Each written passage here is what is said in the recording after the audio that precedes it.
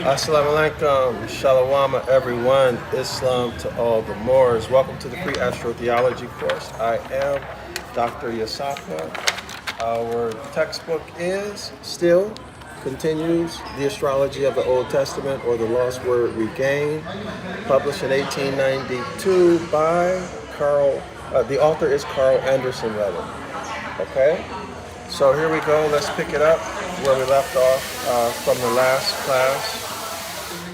Page 190, 98, y'all.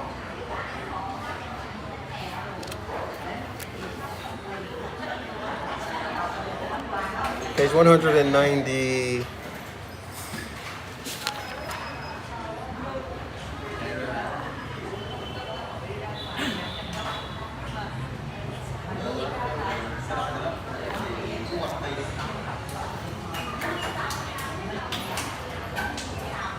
I remember last class we actually stopped on 197 to review the second logical remix of the celestial. Y'all see it? So we're looking at the layers of this, all right? The favorite house of Mercury. All right? So Virgo, the celestial virgin, is the favorite house of Mercury. The messenger, Messiah, Arab, we went over this yesterday, or the wandering teacher, Mercury, of course, gets remixed into all of the solar religion Messiah figures. All right, so in Christianity, this would be JC. All right, Mercury is remixed to become JC in Christianity. All right. So this is the one. Mercury is the wandering wander. JC went from city to city.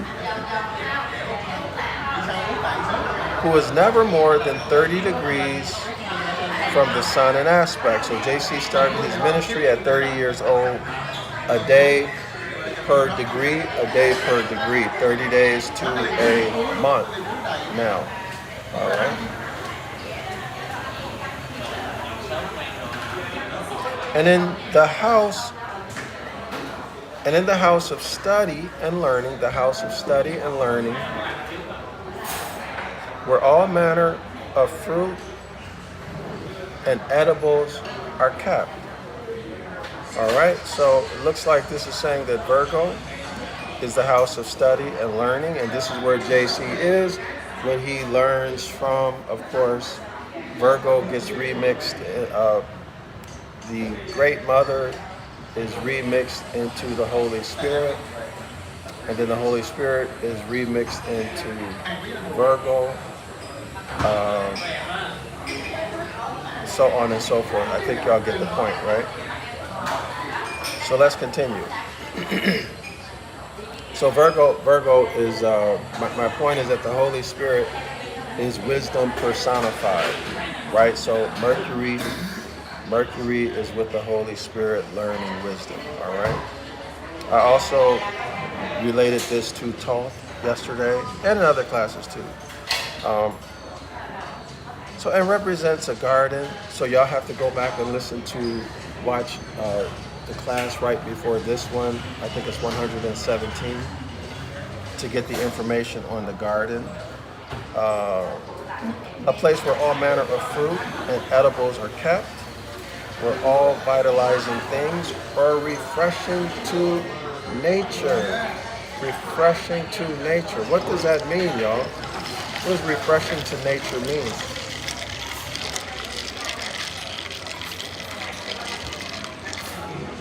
What does refreshing to nature mean?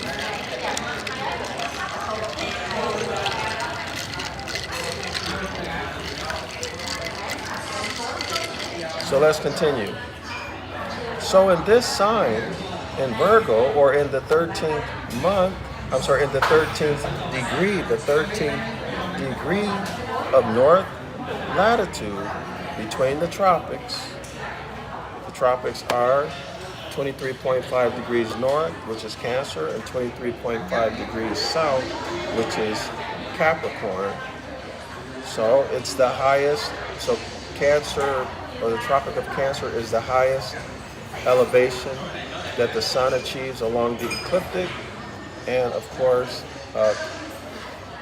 Capricorn is the lowest elevation.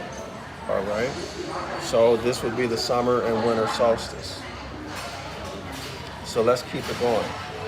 Now you have to remember, also keep in mind, latitude correlates to nations and events associated with them, all right? So on the 13th degree of north latitude between the tropics was the Garden of Eden. So you should already know that this is a remix of the celestial north polar region, all right, where the pole star is and the 7 constellations in the north celestial pole region, all right? And here in the midst, or in the middle, or on the line, just when Libra, or the center of the solar system, Libra, or the center of the solar system,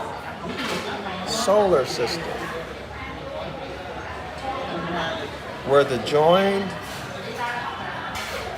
equinoctial points, or the equinoctial line, right?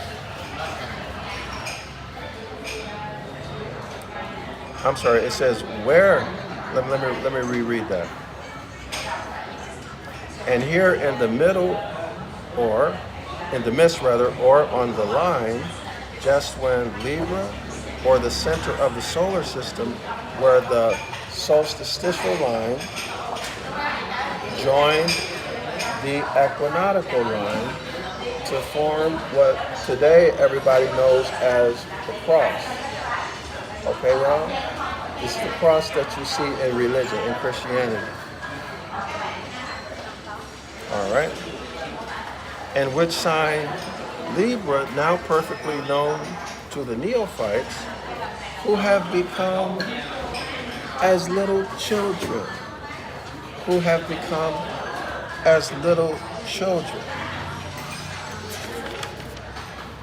and who see the light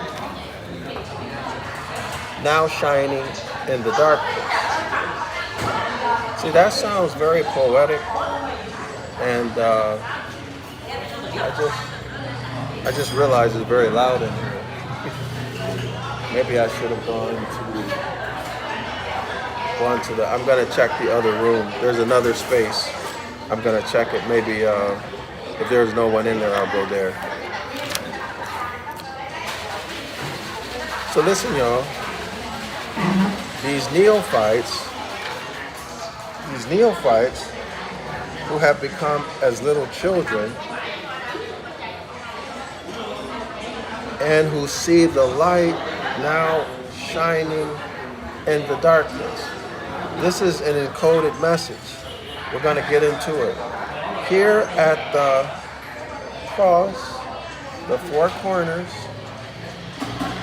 in the solar zodiac projection, the solstitial line, the equinoctial lines. No wonder, now you understand what the Pope is doing when he does like that. Right? When he makes that cross, solstitial line, equinoctial line. All right? He's practicing astrology or astrotheology right in front of your face, and you don't know it. Why? Because you've been cursed by Christ Jesus. You have eyes to see, but you've been prevented from perceiving. Ears to hear, but you have been prevented from understanding by the Jesus juice. All right? So let's continue.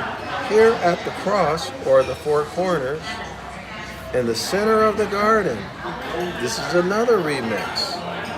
Okay? In the center of the garden, this referencing the Garden of Eden, was the tree of life. Y'all got that?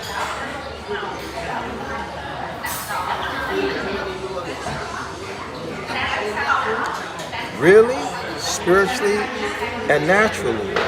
And here also the sign of knowledge. Here the sign of knowledge. And which taught also the ancient Mahatmas. That sounds like Mahatmas Magandhi. I think it means God or Lord or Great One or something like that. My memory doesn't, it's something along those lines. And which taught also the ancient great ones, the Mahatmas, to prolong life. Whose life are they trying to prolong? Was the priest of the S-U-N, sun. So now we clearly understand where we are in time and space. In time, we're somewhere after, if you believe their chronology, 4,500 BCE. We're in the solar zodiac projection, where people are looking to the sun to reckon time and reality, all right? And where there are external deities. So this is not ancient. This is the new mindset. This is the Solarites mindset, all right? The dogmatic religion and the solar astrology mindset, which is in conflict. With the mindset of our ancient foremothers and forefathers. So let's go back to the remix. The remix of this long line, or the tree, or the pole, is a remix of the tree of life located in the Garden of Eden in the celestial North Pole. Y'all get it? A line going from the celestial North Pole to the celestial South Pole. All right? So in other words, that line is connecting the Great Bear and Sirius, the dog star. In other words, it's connecting the clock of destiny and circle 7. So here's how it goes. Mentalism pulls out of itself the law, the Hermetic law of mentalism pulls out of itself, I'm speaking religiously, the Hermetic law of gender. Who is referred to, or what is referred to as the Great Mother? Okay, the Great Mother of the Great Bear. So the Great Mother reforms energy, consciousness into what's called the Great Bear, a constellation in the North Celestial Pole region.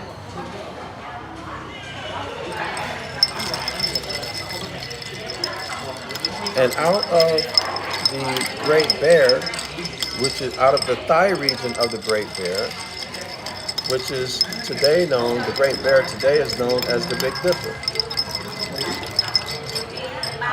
Out of that region,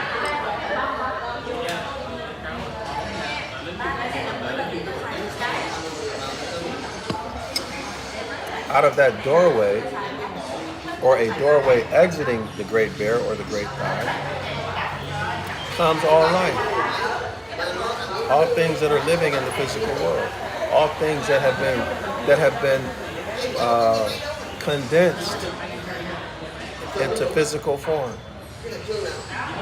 Okay, be it a sun ray, or be it a rock or a crystal, or an animal. Regardless of what it is, it has its origin there. Okay, do y'all see that? So this is why the Great Bear is the Vindi Matrix, or the Gyna Matrix, not Vindi Matrix. That's incorrect. The Gyna Matrix. All right.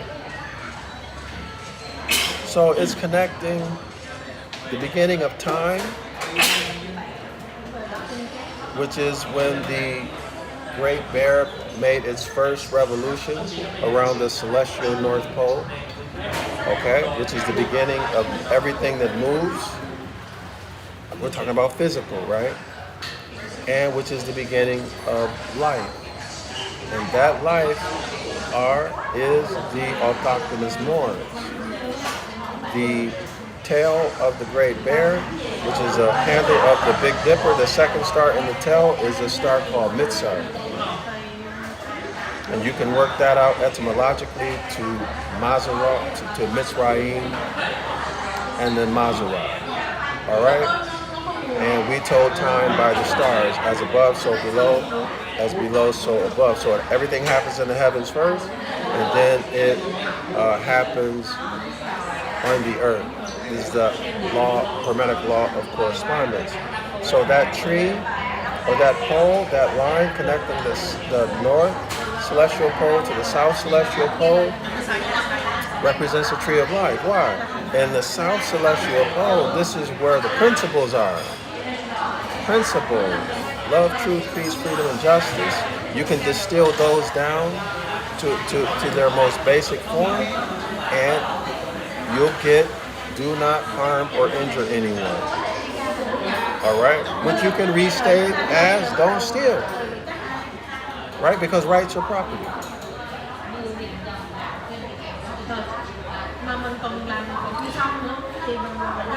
And when you injure someone, when you harm them, you're taking something away from them. Right? You have a right to take anything from anybody. Okay? My rights end where they begin to infringe or injure or harm someone else. Okay, y'all? That's what we're dealing with. Strictly natural law and natural phenomena. Okay? The essence of which, they're all governed by the Hermetic Laws. That's what we're dealing with.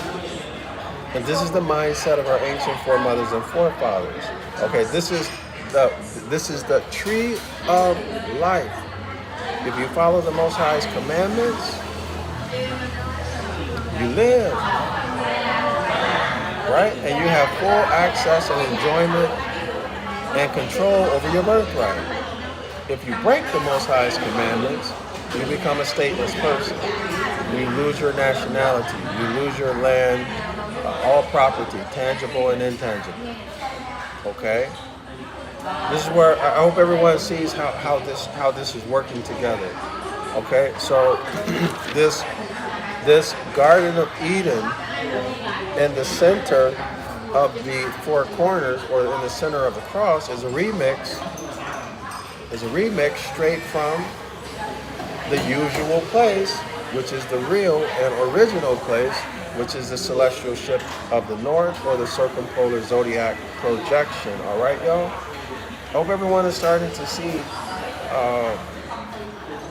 and maybe take less offense to what I'm presenting.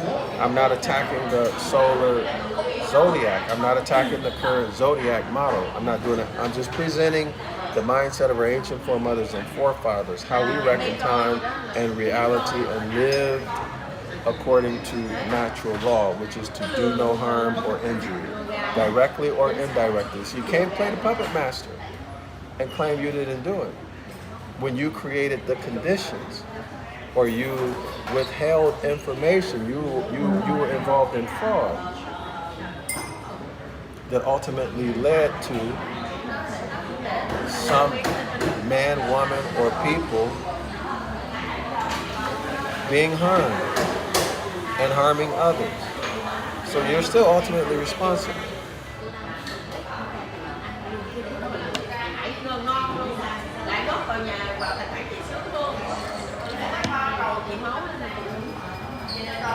Okay, y'all, so let's continue.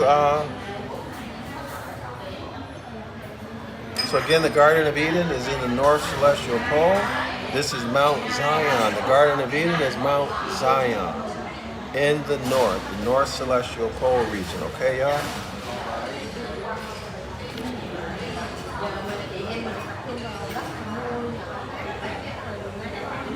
I just had a thought. So it's here talking about Libra, of course. Libra in the is the September 22nd is the autumn equinox, or the fall equinox. Okay, 12 hours of daylight, 12 hours of night. This is where the abstract concept of justice comes from. It comes from the physical reality of 12 hours of daylight and 12 hours of night, which is equal, which is equality, which is equity, right? Which is justice. Y'all get it? I just had the thought that that's actually speaking to or echoing, let me put it like that, echoing, sounding like the South Celestial Pole region, where the principles, which is based upon principles, love, truth, peace, freedom, and justice. Y'all see it?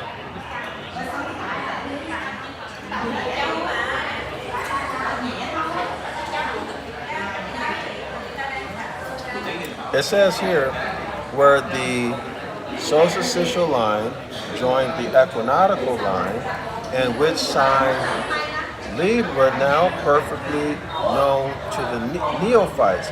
Now perfectly known. That implies or suggests that it was not known before. Now perfectly known to the neophytes. These would be solarite neophytes. Okay?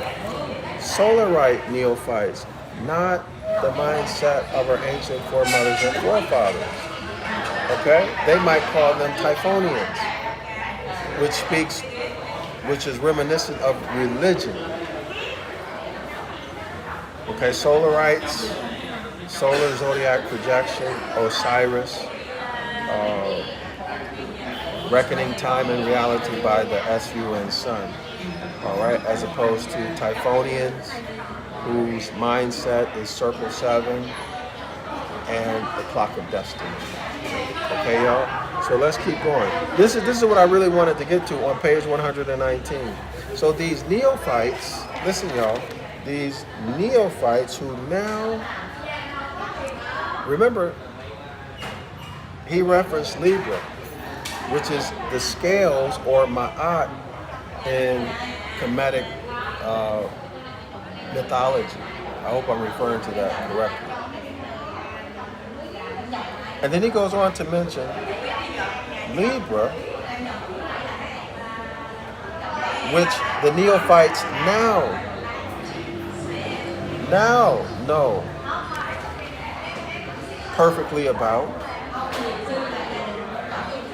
meaning that before the solar zodiac projection, before 4,500 BCE, they didn't know anything about it, or they know very little about it.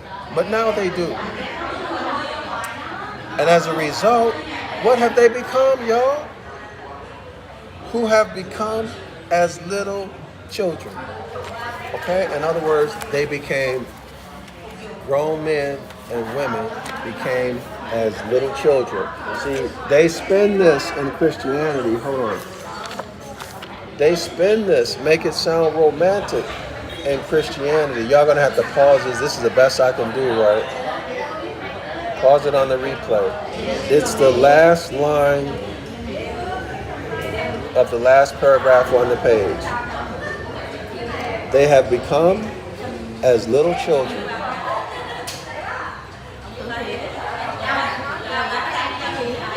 Okay?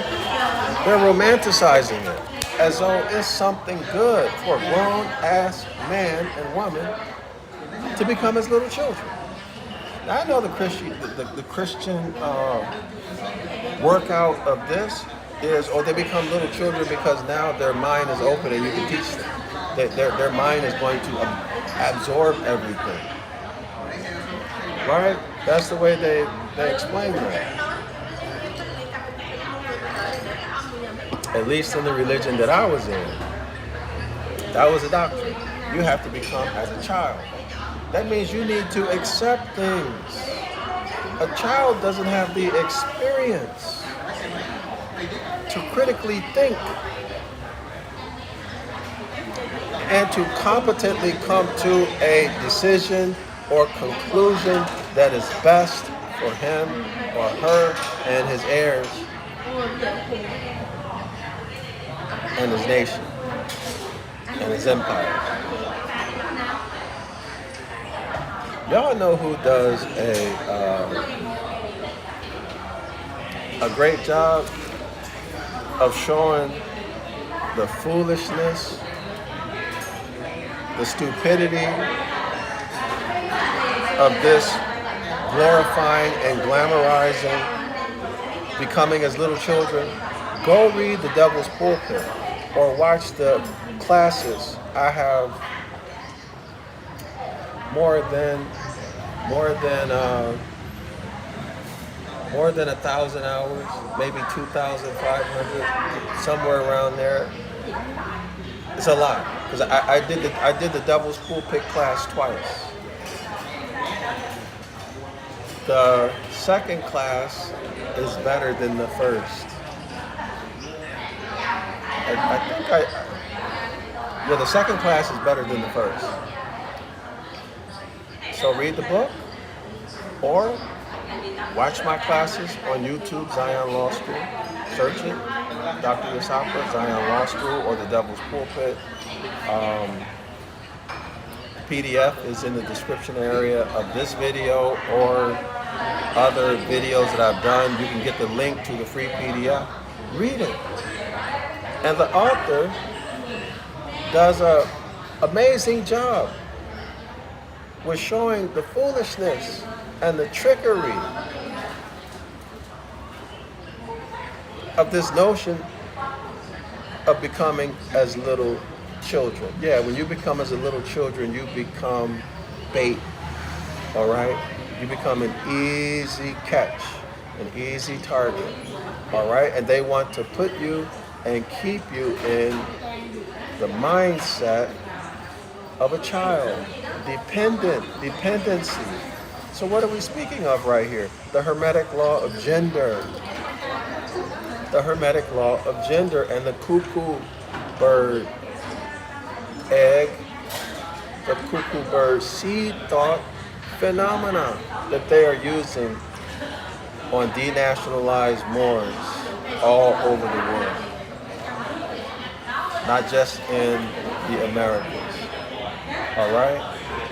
They got you thinking. I'm not going to tell you what it is because I want to move forward. Y'all can watch my videos, but you can also figure it out for yourself. You can get the book. It's called The Three Initiates. This is the Hermetic Laws. Not the Three Initiates. It's called, I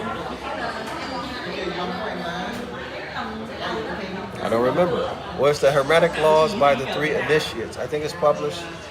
It became available sometime around 1901. Get the book. It's free PDF. Or get the audio book. Go straight to the chapter on the Hermetic Law of Gender. Go straight to the chapter. And you're going to see the psychological, the law of gender has a role of giving birth, right? Or forming and reforming and transforming consciousness from one form to another. Everything has consciousness. Even a crystal has consciousness. So it's the forming and transforming. This would involve also growth and development of the man's body, the woman's body, or anything. Growth and development. Physical, also growth and development of your awareness. All right, so in the sciences these days, we would talk about the conscious and the unconscious or subconscious mind. The subconscious mind is likened to feminine mental energy. And the masculine mental energy would be the conscious mind. Are y'all hearing me? And the conscious mind exists outside of the physical body.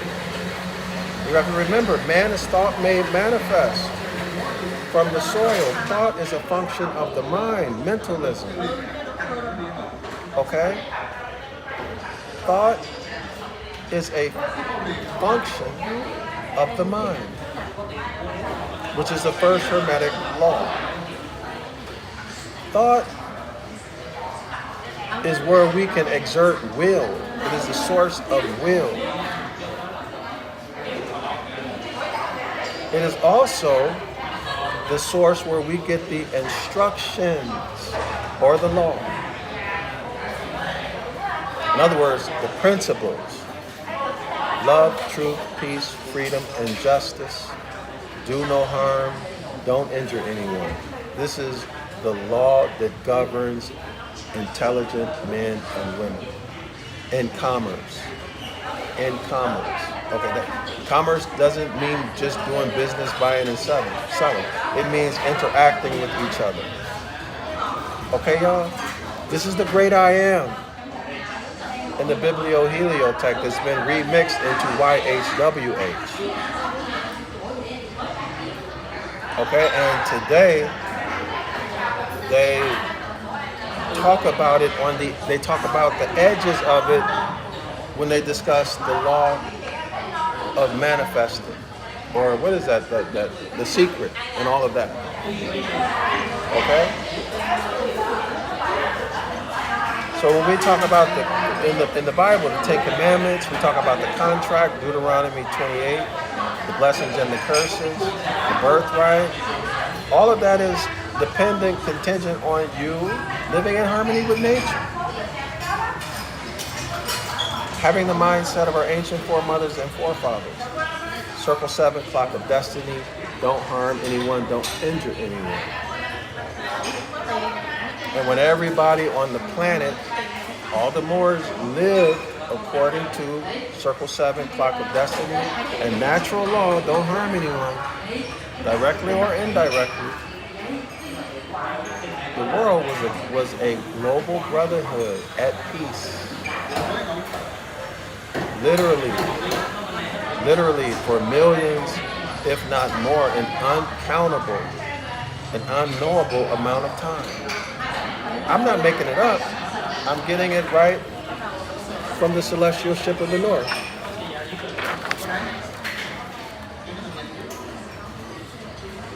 Okay, you'll find that information in here. Not only that, let's go back to the topic.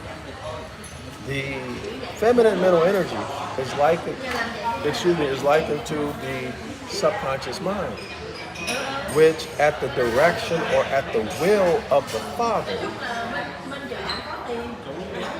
which is the conscious mind, of course, during the mindset of our ancient foremothers and forefathers, there was no father involved.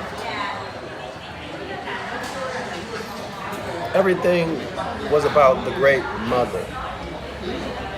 Okay, the solar rites introduced the father having power or taking the power position over the mother. The father usurps, overthrows the mother and says, well, she caused it herself because she wasn't a good mother. Meaning that she didn't reckon time accurately. Yeah, this is the excuse that the solar rites use to destroy the mindset of our people across the globe and then to put them in bondage. Okay, y'all? So the Holy Spirit, at the request of the great I Am, and that request is in the form of willpower, of will, and living in harmony with nature. Gives an order to the subconscious mind, and then the subconscious mind carries that order out. Okay, y'all? Which is the physical growth of your body, your fleshly body, the cells, the enzymes, and all of that. And then also your awareness, your character. So the whole point of all of this is that this system can be hijacked. So if you have a weak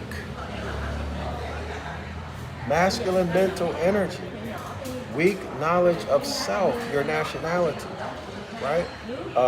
Masculine mental energy is nationality and the instructions or natural law, the mindset of your ancient foremothers and forefathers.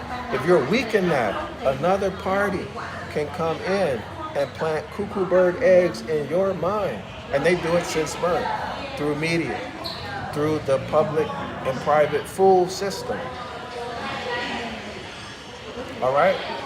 Through these disgusting black leaders. Okay? Through traitors. And I'm not just talking about the so-called blacks. I'm talking about traders who are U.S. citizens. Okay? And they reinforce what you've been exposed to in the classroom, through books, through other forms of media. They reinforce it and they put fear in your heart. And all of a sudden now this cuckoo bird egg develops into a thought seed. All right? And that thought seed, you walk it out and you make it a reality. Why? Well, you manifest it. Okay? You manifest it. Right? Where the thought goes, energy flows.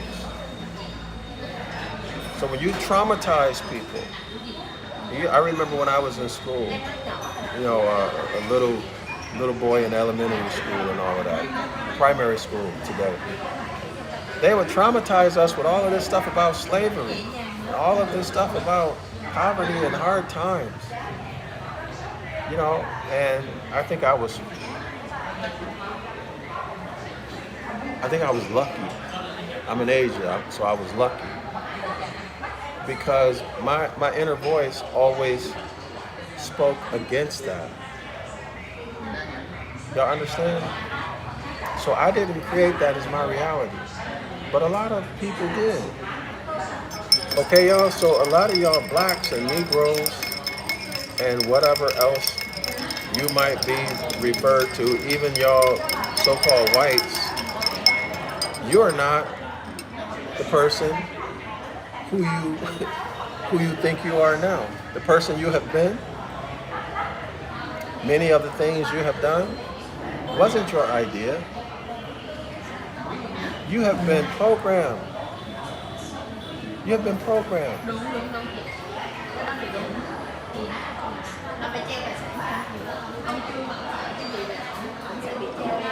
A good example for the so-called whites, they've been programmed to think that the so-called blacks are nothing. They have no history, right? They're not intelligent. So you're just pawns on the table too. You've been taught lies too, and now you're walking it out and you're living your life as a caricature that somebody else made up and planned for you. Okay? Knowing that you would engage in certain types of behavior to support somebody's interest, not your own. But anyway, that's enough of that. Here's the point. There is no glory, there is no glamour, there is no romance in being like little children. There's no glory in that. It's an insult. All right? And this is what is being talked about with the law of gender being abused. All right? Which produces the Negroes and all of the so-called white supremacy, all of these things. All right, y'all are being controlled by a puppet master using laws of nature against you. And I'm trying to show you this. Now, let's continue. Page 198. It says, these neophytes who finally learn about justice, Libra,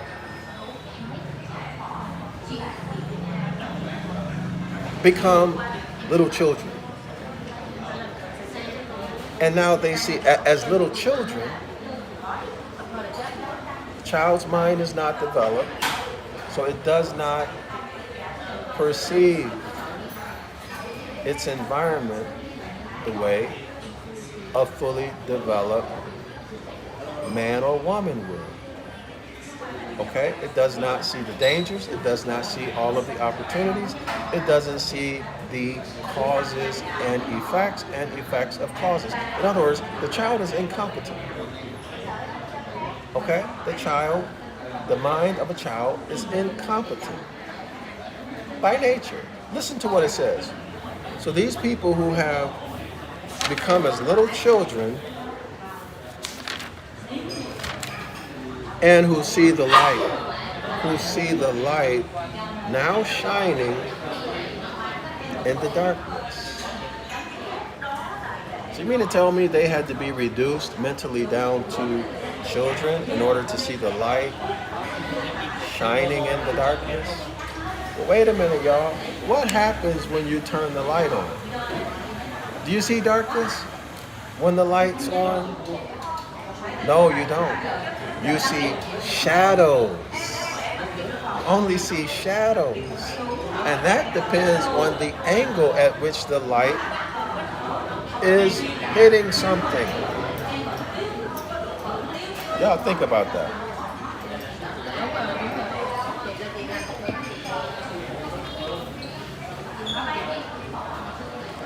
Hold on.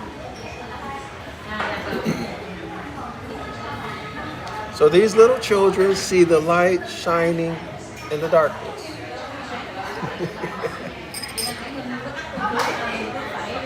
When can you see light shining in darkness? Well, if it's late at night and you have a little flashlight, right? Or if it's nighttime and you have a flashlight, you can see the light shining in the darkness. That's the only time, right, yo? Right? Can you see everything around you? For example, if it's 12 o'clock in the afternoon and the sun is at the zenith, the highest elevation that it'll reach during a 24-hour day, the sun is shining. You can see all around you in every direction. There is no darkness. So you see no darkness. The only darkness you might see is a shadow. And that's going to depend on where you're at on planet Earth. Okay, because if you're in a place where the sun is at a 90-degree angle, there's no shadows, so you will see no darkness.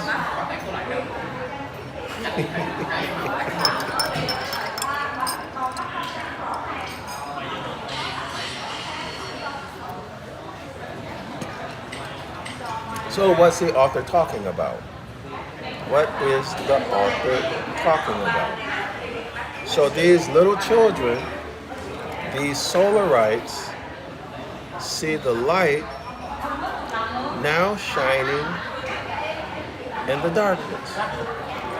Here at the four corners, north, south, east and west, solstitial line, equinoctial line, longitude and latitude, here at the cross, the four corners, in the center of the garden was the tree of life.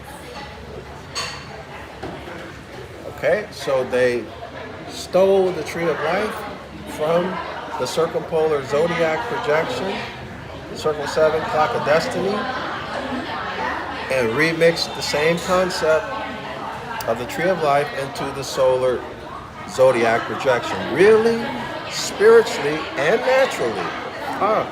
Spiritually, they're talking about religion, y'all.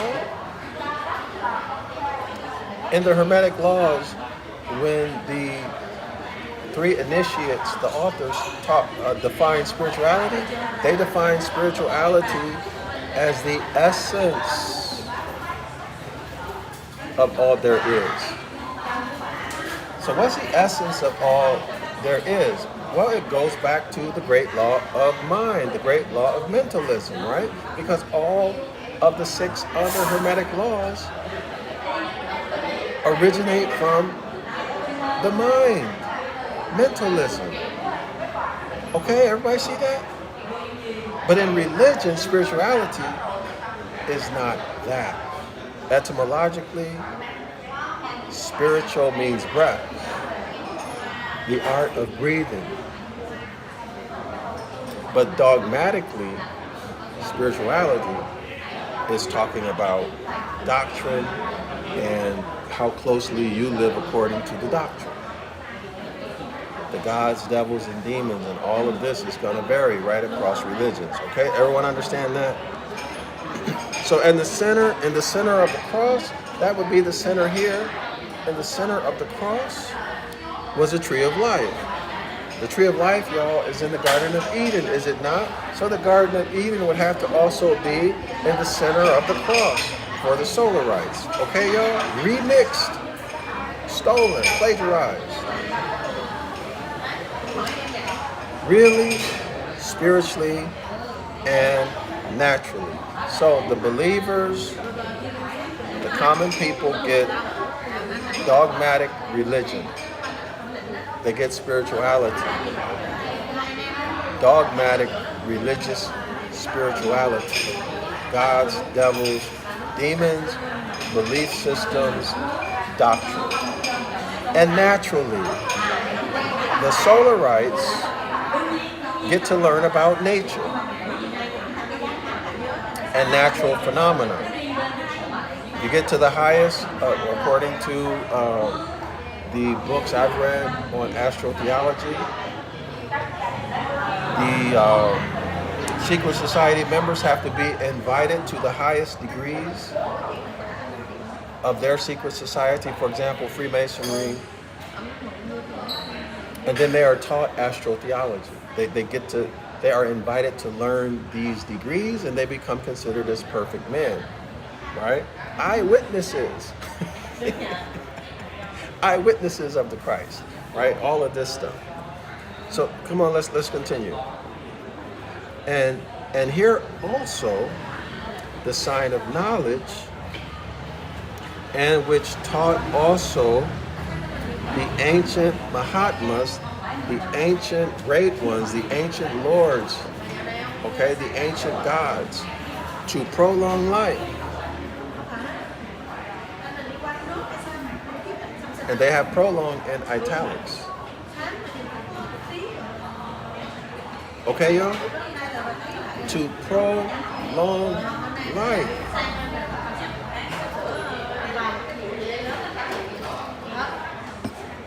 Do you mean to tell me that if you live in harmony with nature, it will prolong your life? Absolutely. Exodus chapter 20, verse 12. Honor your ancient foremothers and forefathers, so that it may go well with you in the land, that's the earth, the promised land that I am giving you. Okay? You have a long life and everything. Deuteronomy 28, 1 through 14. Okay, y'all? So they have packaged this into mystery schools. Okay, so let's continue. And which taught also the ancient Mahatmas to prolong life, was the priest of the S-U-N Sun. Now we have a priestly class. There was no priestly class amongst the Typhonians. When I say Typhonians, I'm talking about those people who kept the mindset of our ancient foremothers and forefathers. They were not involved in worshiping external deities. Now, could it have descended to that at a later time? Yes, it could have descended to that, which could have further descended into the solar rites. Okay? So now we have the introduction of the priesthood, the ecclesiastical class. Now remember, light shining in the darkness. Light shining in the darkness. Okay? So here we have the priest class. What colors do they wear, y'all?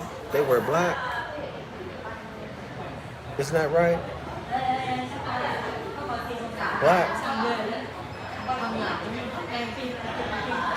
Of course, black supposed to represent what? Saturn. Saturn. But what else is dark?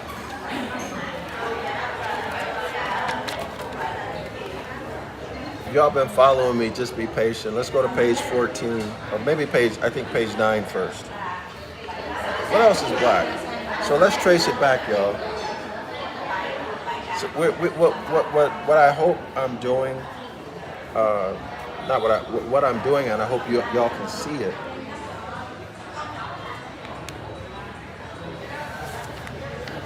is I'm showing you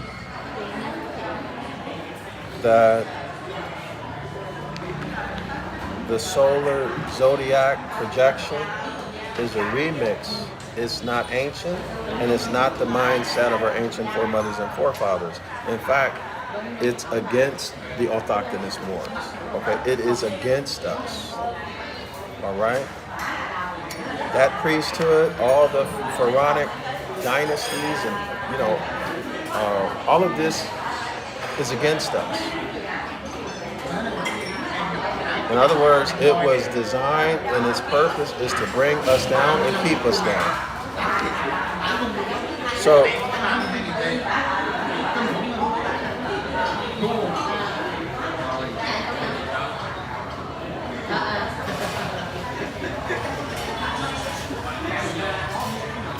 me 1 second.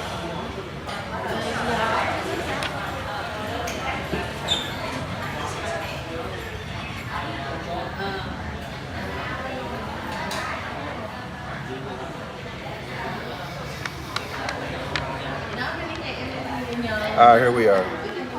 So page 9, this is one of my go-to texts. Page 9, one of my go-to texts. No, page 8, last paragraph, page 8.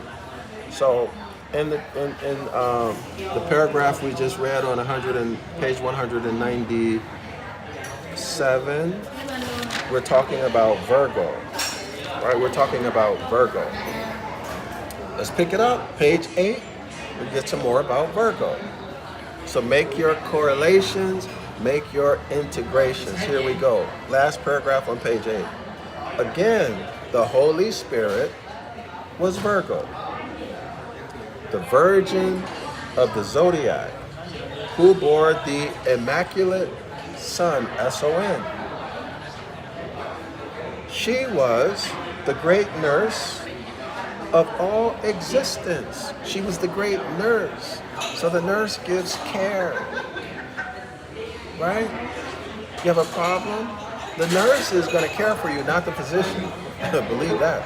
The nurse is going to be the one who you see on a daily basis, all right? Who's going to show you compassion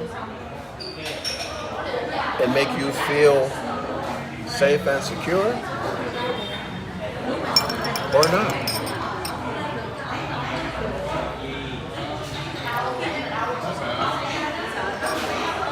Okay, so again, Holy Spirit, Virgin, the great nurse, she feminine,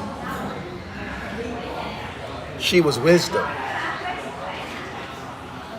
she was the power of capital G-O-D, God. She was the power of God. Well, we know that God, hermetically speaking, is a remix of the first law, which is the great law of mentalism. All is mind. The universe exists in the mind of the all. Never forget that you are a function of the mind. Thought made manifest from the soil. Let's keep it going. More beautiful than the S-U-N sun.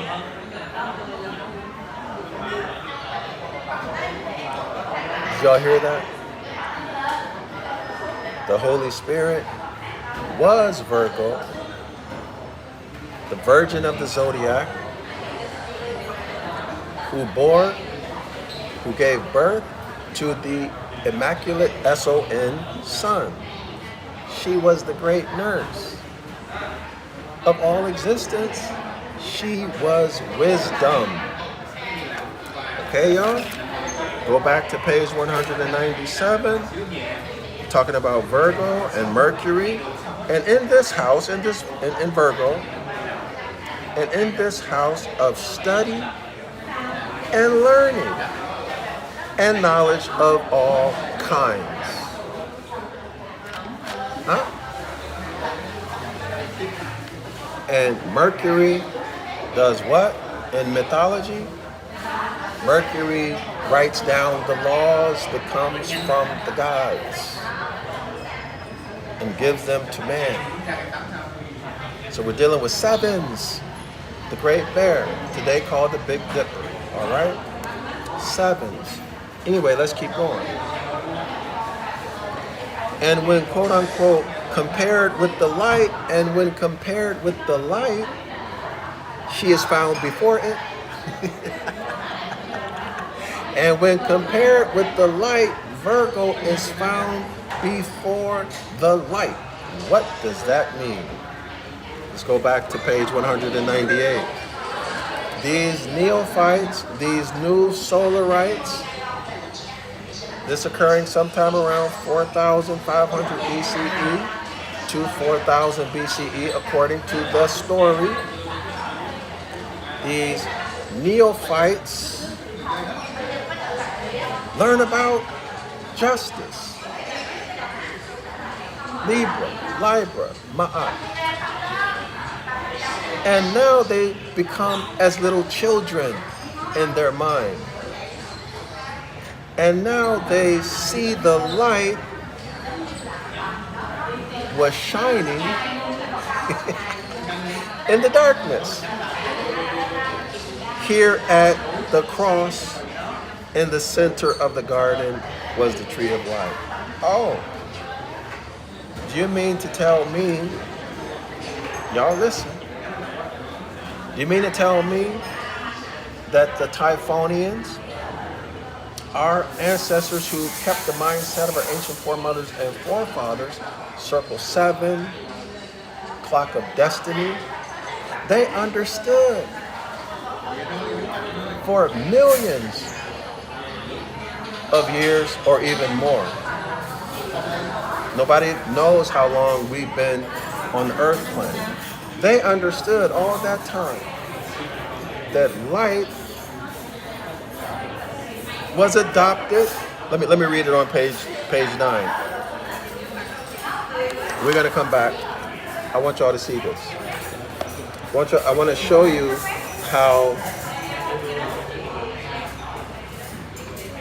they have edited, plagiarized, whatever you want to call it, the mindset of our ancient foremothers and forefathers, which is circle 7, clock of destiny, the circumpolar zodiac. They ripped it off and applied it to the solar zodiac projection. Okay, y'all read that paragraph, pause it on the replay. I'm gonna read it now. Here's what it says. This is what the Typhonians understood. She has been imaged as intensely black, her bosom bare, crowned with a golden pyramid, about which twined an immense serpent. Night and darkness belong as symbols to a very great antiquity. Night and darkness. This is the absence of light. Okay, y'all? Belong as symbols to a very great antiquity. That's a very complicated way of saying that the absence of light, night and darkness, were symbols that go back an untold number of years. Well, symbols of what? Here we go. A superabundance of darkness. The Nation of Islam says the triple blackness of space. A superabundance of darkness, that means absolute darkness, metaphysically is light. Metaphysically is light. Quote unquote. Darkness adopted illumination in order to make itself visible. Darkness adopted light in order to make itself visible. Wait. Darkness? How can darkness adopt anything? Let's go back to the top of the paragraph. She has been imaged as intensely black. So the Great Mother adopted light to make herself visible. We're dealing with Circle 7 and the Clock of Destiny, the circumpolar zodiac projection. This is the mindset of our ancient foremothers and forefathers. The darkness is in the north celestial pole, the Great Mother Typhoon. Now the Solarites perverted that. They perverted it. And they reduced their followers, the Osirians, they reduced them down mentally, academically, emotionally, to be as little children. And then they taught them that light is shining forth from where, y'all? The solar zodiac projection at the intersection of the solstitial line and the equinoctial line. Did y'all hear that? Did y'all hear that? That's not the mindset of our ancient foremothers and forefathers. They had to reduce our people down emotionally and intellectually, cognitively, in order to get them to change their mindset, to see light coming from the sun. Do y'all see it? Let me do it one more again. Where the solstitial line joined the equinoctial line, and which sign Libra. Libra again is justice. Justice is a remix of the principles in the southern celestial hemisphere: love, truth, peace, freedom, and justice, which is the natural law of do no harm, do no injury. Equivalent statements. And which sign Libra, now perfectly known to the neophytes who have become as little children. They have been broken down mentally, intellectually, and emotionally. They have become like little children who see the light now shining in the darkness. Here at the four corners, in the center of the garden. Y'all see that? Do y'all see it? In the center of the garden was a tree of life, really, spiritually, and naturally. And here also the sign of knowledge, right? The Great Mother in the north is knowledge, all wisdom, all knowledge. Do y'all see it? They took it from the circumpolar celestial pole, the Great Mother, the mindset of our ancient foremothers and forefathers, Clock of Destiny, Circle 7, took it, stole it, and remixed it into the solar zodiac projection, the four corners. Everybody see that? Didn't tell you nothing about the Great Mother. They didn't say anything about the Great Mother Typhoon, nothing about the Big Bear, nothing about all movement, all time, time originating where it being the origin of time, of all movement and life. Okay, they took all of that away and attributed these things to the solar zodiac projection, attributed them to the sun, sun moving along the ecliptic. Okay? And the four seasons. I hope everyone can see this. Anyway, let's continue.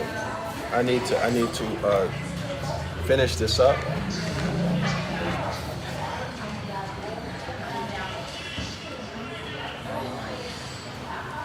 So page 9, out of the boundless abyss of darkness, capital D, darkness, acted upon by divine power. Of course, we know that divine power is a Hermetic law of mentalism, mind. Came the holy light. The holy light is, in this case, what, y'all? The Great Mother.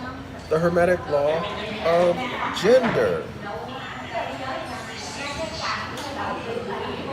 Okay, darkness adopted. That darkness references back to the Great Mother. She has been imaged as intensely black. A superabundance of darkness. Okay? Pericleus called the sidereal light the astral light, the reflection of the great immaculate mother. So here's another remix. So in the mindset of our ancient foremothers and forefathers, the mother is immaculate, not the son. Sut, S-U-T, is not immaculate. But it is the mother who is immaculate.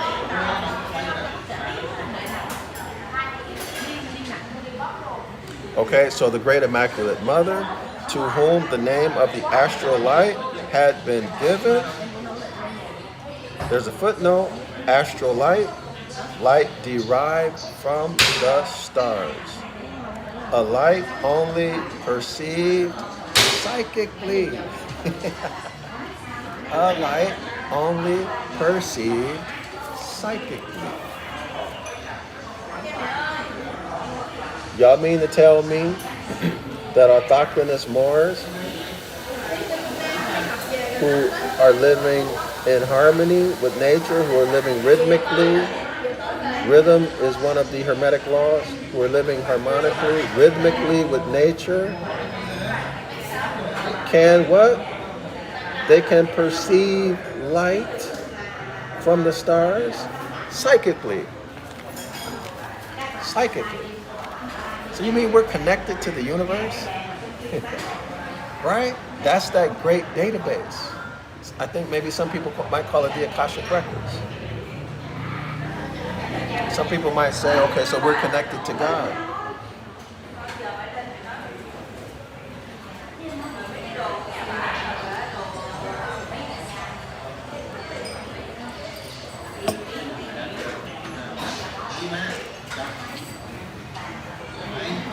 Okay? Astral light, light derived from the stars. We reckon time and reality based on the stars, not the S-U-N sun, and definitely not religious doctrine. A light, so astral light, a light only perceived psychically. So if you can perceive that light psychically, wow. What about Han Uman? Can Han Uman perceive that light psychically? Probably not, or minimally. See, this is why they go all out on destroying your self-image. Y'all see it? Destroying your confidence in yourself. So that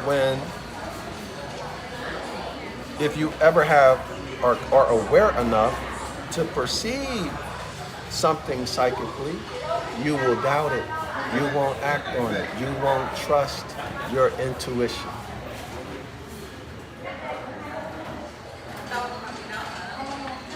So let's continue. So we're talking about the Great Immaculate Mother. This is the Great Mother Typhoon, to whom the name of the astral light, had been given, a name never given to the Father. Never given to the Father. Or the fatherless Son of the Immaculate Mother, who was placed on the physical plane as the lowest of the manifestation. So it's the man who's the lowest of the manifestations. Okay?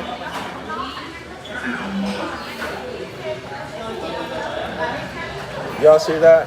So as above, so below. So below would be what? On earth. Okay? In other words, the greatness of the mother. Okay, the greatness of the mother. In other words, the matriarchy.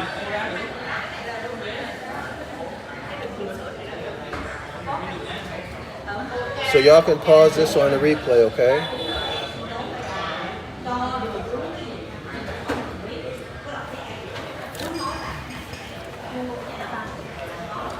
I think page 14 now. This is page 14.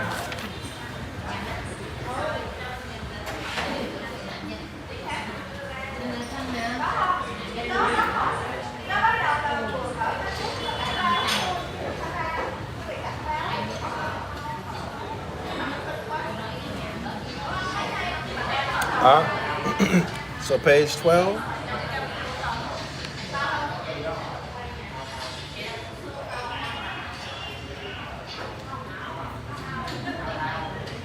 I have to read 2 paragraphs, maybe 3 on page 12, okay?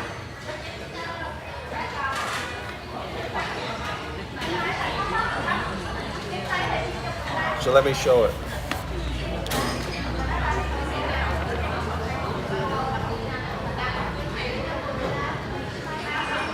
We're on page 12. This is The Celestial Ship of the North, Volume 1.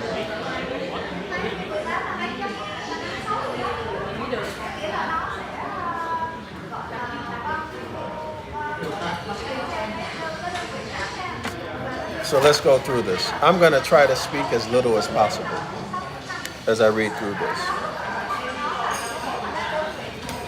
Hold on.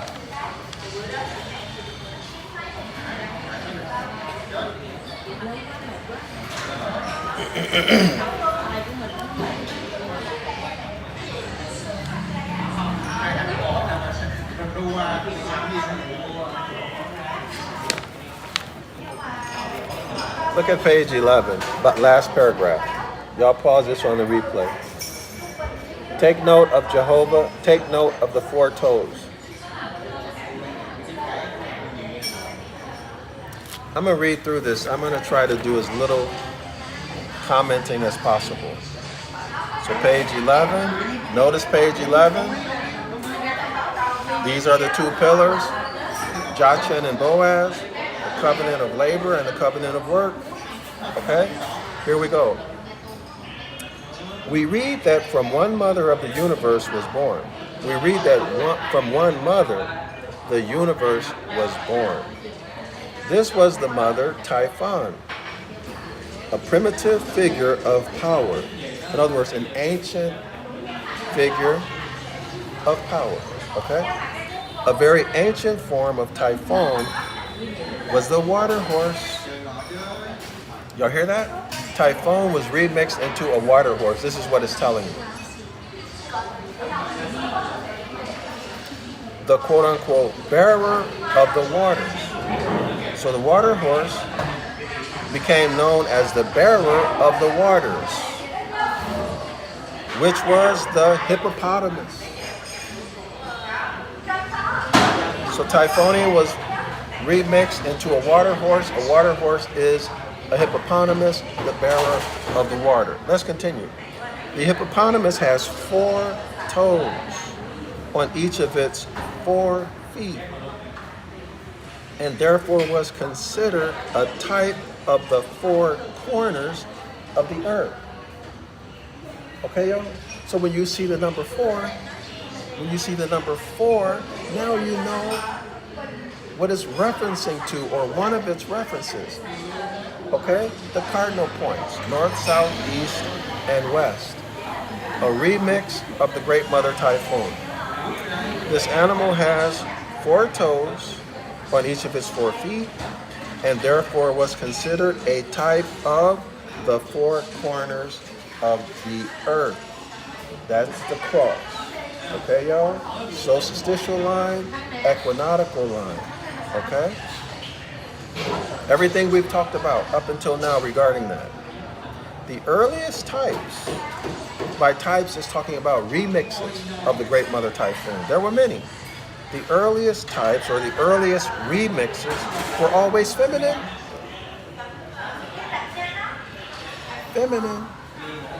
feminine gender, a predominance of feminine energy present.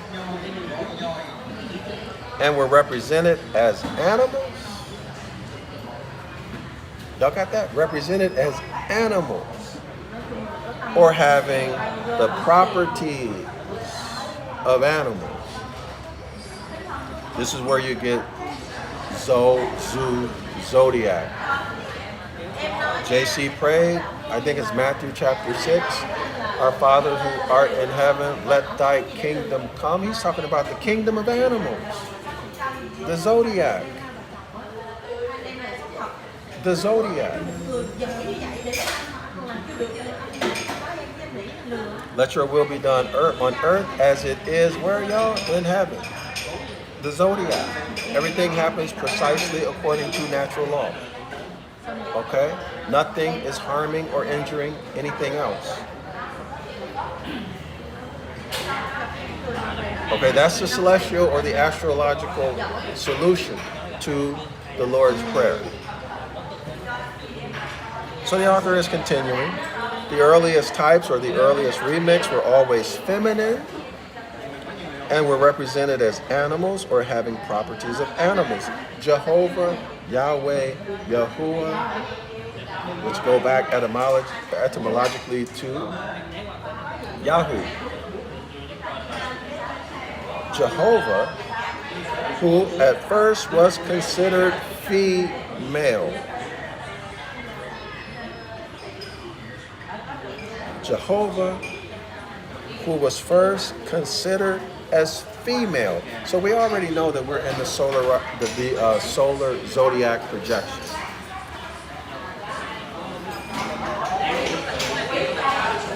So somewhere between 4,500 BCE and 4,000 BCE, this deity Jehovah was conceived of, and it was female. Female as in gender of an animal. Okay, Moors are masculine and feminine. Animals are male and female. Jehovah was a female. Okay? So these earlier remixes of the Great Mother Typhoon were animals, or having animal properties. What does that tell you about this deity, Jehovah, that they made up?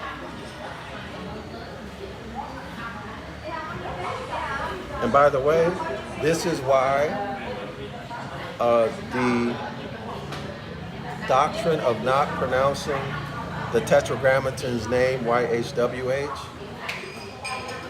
was made. Because if you knew how to pronounce it, you would automatically know that it's feminine. Right? You'd automatically know that it's feminine.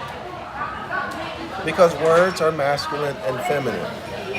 So they hid the pronunciation so that you could never discover that it was feminine. And they're pushing up father, male God. But Jehovah initially is a female God. Eyes to see, but you will never perceive. Ears to hear, but you will never understand.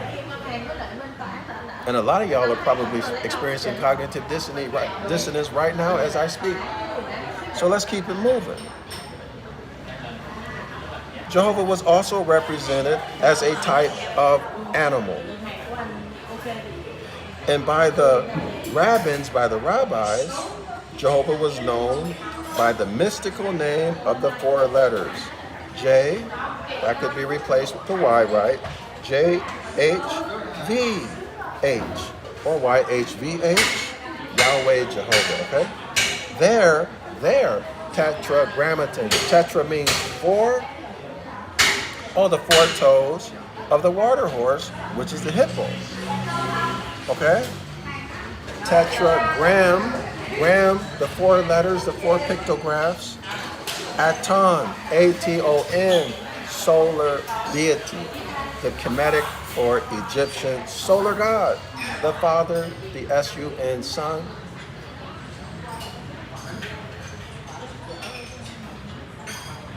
The portrayal of a woman arching over the earth.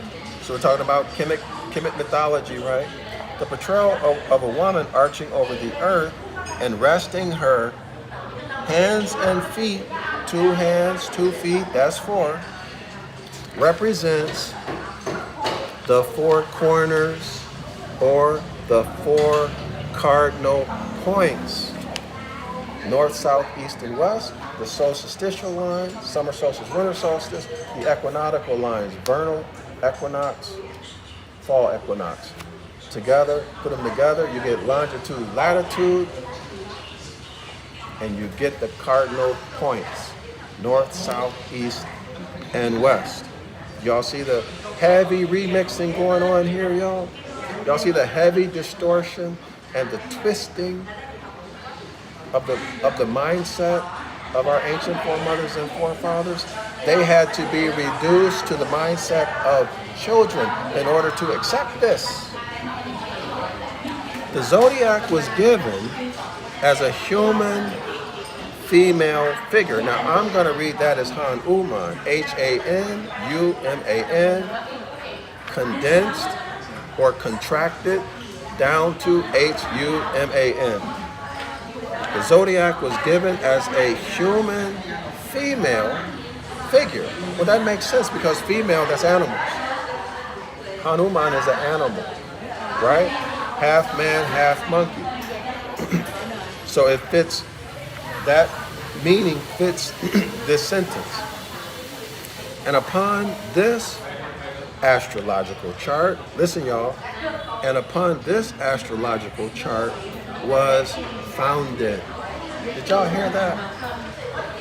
What he said was that upon these principles, the Great Mother being remixed to a water horse, which is a hippopotamus, because it has 4 legs and 4 toes. This don't make any sense at all. Okay? This is an insult to my intelligence, because it has 4 legs and 4 toes. What else does it say? The Great Mother Typhoon has been remixed into many representations, many symbols, all of them animals or animal-like in their personality. Most prominent of which is Jehovah, Y-H-W-H, Yahuwah, Yahweh, Yahu, the tetragrammaton, tetra meaning 4, the 4 toes of the hippopotamus feet, on the hippopotamus's feet.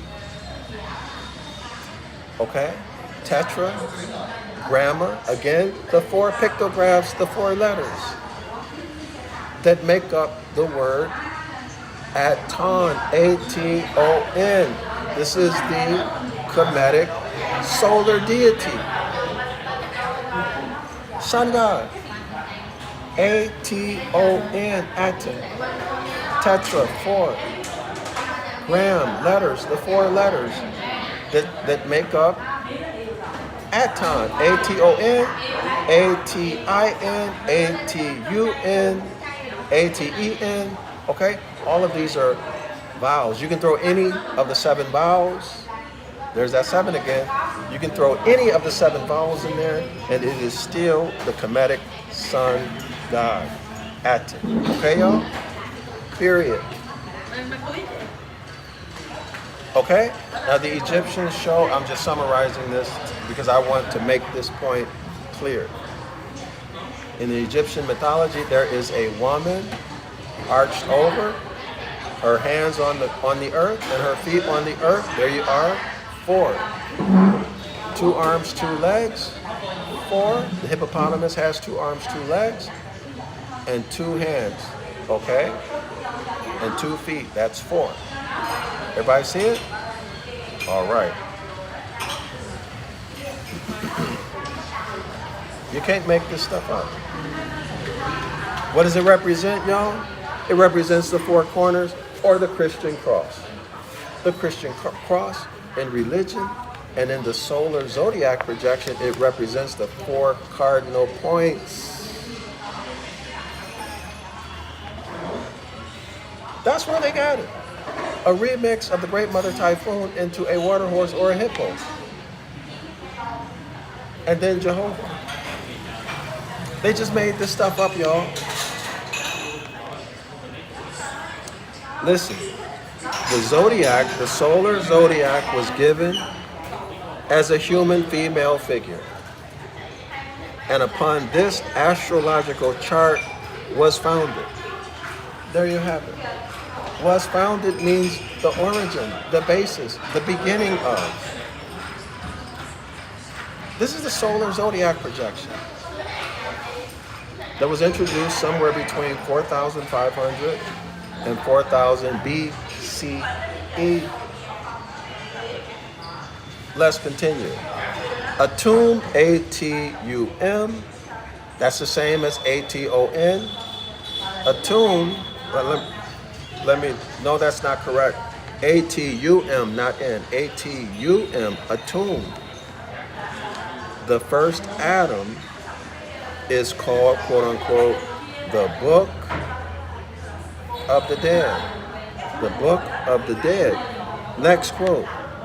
The Mother Goddess of Time. Atum was the first Adam. All right. The Book of the Dead, the Mother Goddess of Time. So clearly that's referencing back to the celestial polar region, the north. All beginnings were founded on the feminine. Now you know why you cannot pronounce, or no one knows, and the Jewish people are forbidden to pronounce the name of Jehovah or Yahweh, because it would expose the truth. It would also bring back into the consciousness of the autochthonous Moors the Great Mother, the mindset of their ancient foremothers and forefathers, the place where we go to seek motherly support.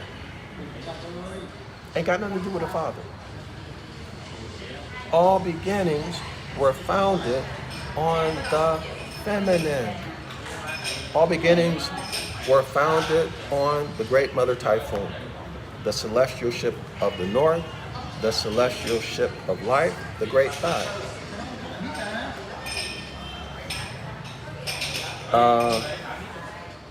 I think I've said enough. Y'all can read more on page 12. Isn't that interesting, page 12?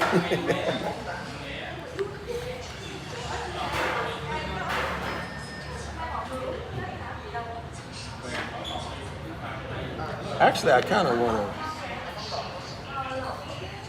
Let me finish page 12, and then that's going to be it. I'm going to move back to the other book. But I think I need to put this on the record.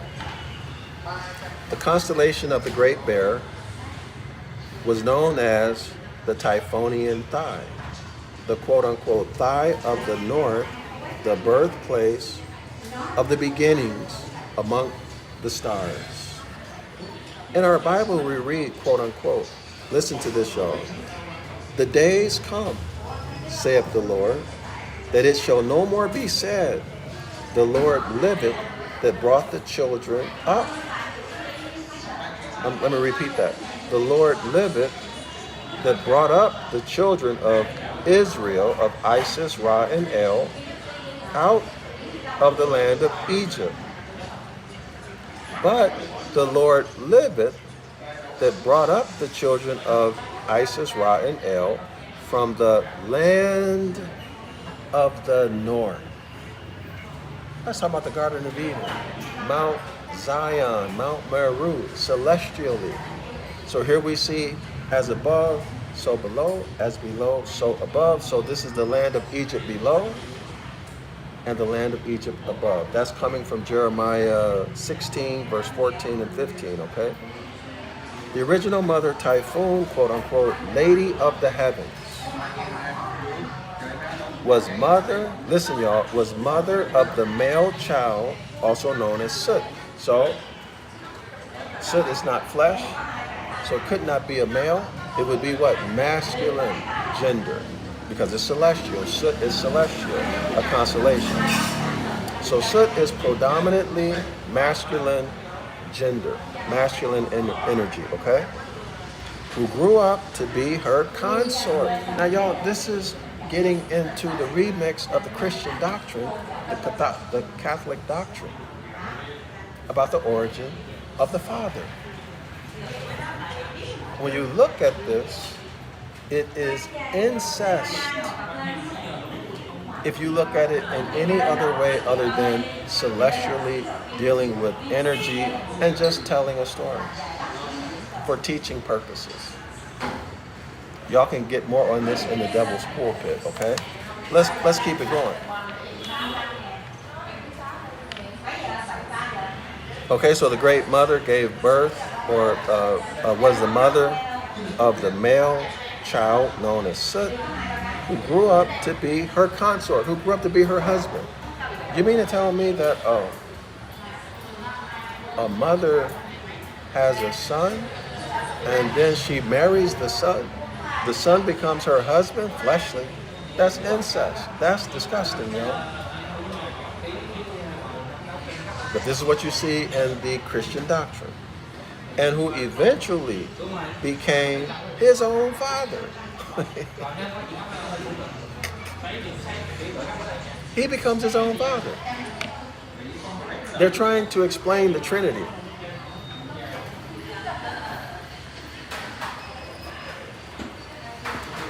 So the son becomes his own father. Well, we know that's not physically that's not physically possible, right, y'all? But this is the story, the doctrine, the dogmatic religious doctrine that's incestuous and absolutely is impossible and makes no sense.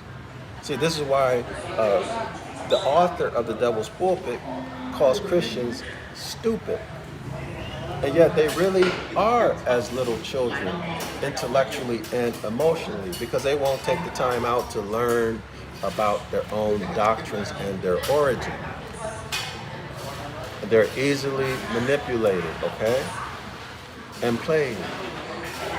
And made to be bondmen and bondwomen. So let's continue. He goes on to say, and Sud eventually becomes his own father in the character of the generator. Okay? In the character of the generator. Quote unquote.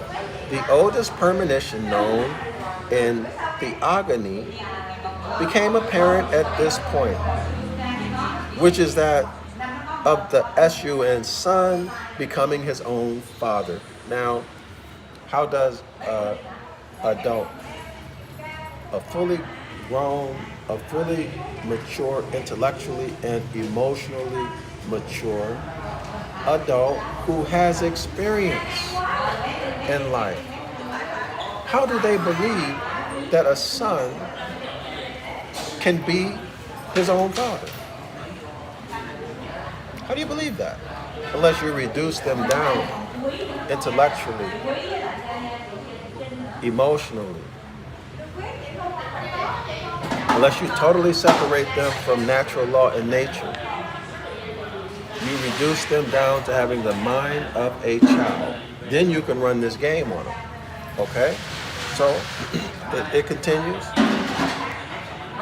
So the oldest premonition known in theogony became apparent at this point, which is that the son, the S-O-N son, becoming his own father, and the mother being generated by the son. Oh, wait. You mean the mother has a son? He marries his mother. The mother has to get pregnant. Okay? So he gets his mother pregnant. That's incest. So now he is born. And then he creates his mother. You mean the mother was not in existence to give birth to the son? who eventually becomes his mother's husband, and who eventually gives birth to this self-same son, who eventually creates his own mother. This is nonsense. Okay? Only an inexperienced, mentally deficient person, or in other words, only a child would believe such a story, because they don't have experience in life. They don't know anything about nature, right? Let's say it again. The oldest premonition known in theogony became apparent at this point, which is that of the sun son becoming his own father, and the mother being generated by the son, the mother being created by the son, who she gave birth to. How is he going to create the mother? Y'all see how ridiculous this is? Go read The Devil's Pulpit, because Robert Taylor, the author of The Devil's Pulpit, does a fantastic job taking you through the astrotheology of this, and the incest of it, and the ridiculousness of it, and how you literally have to be a child to believe it. Let's keep going. It is in this Typhonian religion that we first find the worship of the Virgin Mother. Now they're talking about a religion. Okay, so this is definitely not the etymological meaning of religion, which is a drawing back to nature, a drawing back to the mindset of our ancient foremothers and forefathers, the mindset, the principles of our ancient foremothers and forefathers: clock of destiny, circle 7, do no harm, do no injury. Okay, y'all? Of course, the Virgin Mother is a remix of the Great Mother Typhoon, and the Virgin Mother is in the solar zodiac projection. Y'all have that? Y'all got it? So they're mixing apples and oranges. I just realized that. They're mixing apples and oranges. The Virgin Mother, that's solar zodiac. That's not circumpolar zodiac. Okay, y'all? So let's continue. So I have to read that sentence again. It is in this Typhonian religion that we first find the worship of the Virgin Mother and the fatherless child. So this tells us clearly that we're dealing with the solar zodiac projection, the Osirians, the Solarites, 4,500 to 4,000 BCE, which later found a home in Rome, quote unquote. But she came to be portrayed, but the Great Mother Typhoon came to be betrayed as a male virgin, or male-less. Male-less, that's androgynous.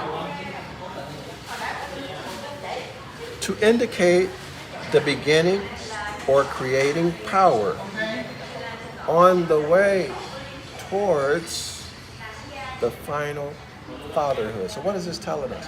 After they conquered our ancient foremothers and forefathers, the Sabian Moors, who maintained the mindset of our ancient foremothers and forefathers, circle 7, clock of destiny, natural law, do no harm, do no injury, when they conquered them through warfare, through violence, through public policy, same thing that's happening today. And it's my suspicion that that is what's happening today. Y'all understand me? This is not 4,005, this is not 6,000 years ago. This is now, okay? They just changed the dates, changed the time, okay, y'all? You just can't make this stuff up. So, when they conquered us, these are the changes that they made. Okay, and then they were able to fully usher in the solar zodiac projection. Okay, the zodiac that we know today. All right, y'all. This is what he's talking about. This is what this is what the author is talking about. All right, but she came to be portrayed as a male virgin or a maleless. In other words, the Great Mother began to be portrayed as YHWH by the Roman Catholic Church.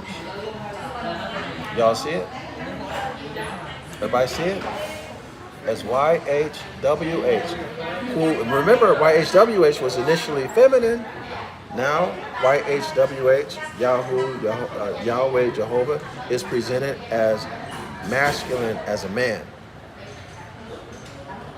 To indicate, why? To indicate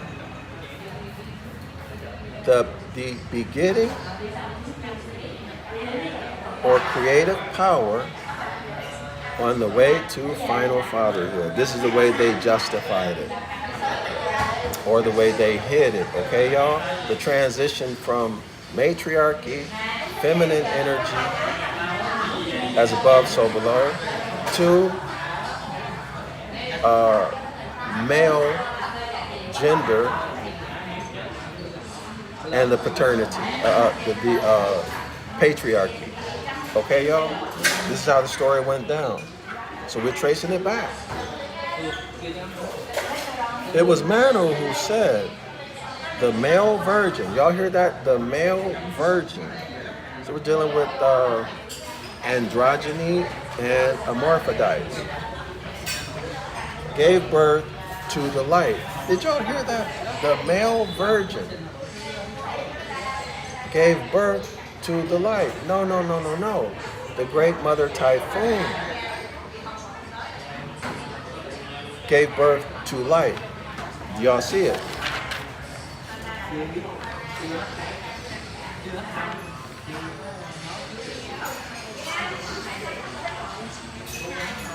Page 9. She has been imagined as intensely black, her bosom bare. This is the Great Mother Typhoon, crowned with a golden pyramid, about which twined an immense serpent. Night and darkness belong as symbols to very great antiquity. A superabundance of darkness metaphysically is light. So the Great Mother Typhoon is a superabundance of darkness. Therefore, she's metaphorically light. What else? Darkness, which is the Great Mother Typhoon, adopted illumination, adopted light in order to make itself visible. Whoa, illumination in the solar zodiac projection is metaphorically wisdom and knowledge. Y'all see how they just stole that? Let's go back to page 12. It was Manu who said, the male virgin, this ultimately becomes Jehovah, Yahweh, Yahuwah, gave birth to light. That is a lie. That's a remix, y'all. Now you know the source. All mythical allegories of the heavens state that from herself, the mother came first. State that from herself, the mother came first. That's right. Mentalism is extracted first. I'm sorry, not mentalism. The law, the principle or law of gender is extracted first. Okay, y'all. From the principle of mentalism. And then that's remixed into all of these mythologies, okay, and religious doctrine. Now here's to close the deal, seal the deal. So you will see that what I'm telling you is exactly what the author said. The next paragraph on page 12. At a far later period, when solar zodiac, when time is reckoned by the Escheat and sun and its positions on the ecliptic. Okay, the 4 seasons, the cardinal points, and all of that. At a far later period, when solar time, i.e., time told by the sun sun, took the place of the early Sabian time, this early Sabian time, the circle 7, clock of destiny. Okay? Time, reckoning time and reality. So we have to include in there natural law that governs commerce or interactions between men and women who are intelligent. Masculine and feminine men and women who are intelligent. Or any being that's intelligent enough to be aware, okay, of when they're harming somebody and when they're not. An animal is not aware, right? When an animal kills or attempts to kill, it's doing it to eat or to protect, to defend itself, or its heirs, or its babies, right? So listen, y'all. So when solar time, i.e. time told by the sun sun, took the place, this is a coup d'etat, took the place of the early Sabian time, time told by the stars. This mindset of our ancient foremothers and forefathers was overtaken by the mindset of the Osirians. Let's continue. The self-creator, they're talking about the great mother Typhoon, was made in the image of the male forms. I'm sorry.